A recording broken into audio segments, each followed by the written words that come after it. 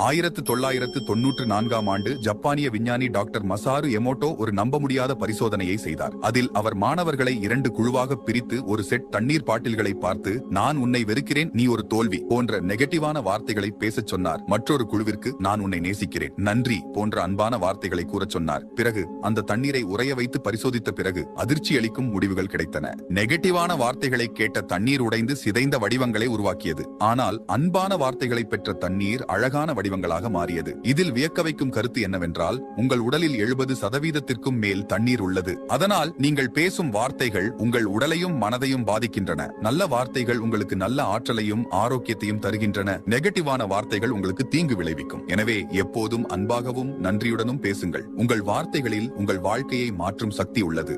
நீங்கள் வளர்ச்சியை ஃபாலோ பண்ணாம இருந்தால் மீண்டும் எங்களை பார்ப்பது அரிது. ஏற்கனவே ஃபாலோ பண்ணிருப்பீர்கள் என்றால் கங்க்ராச்சுலேஷன்ஸ், நீங்கள் வளர்ச்சியின் பாதையில் இருக்கீர்கள்.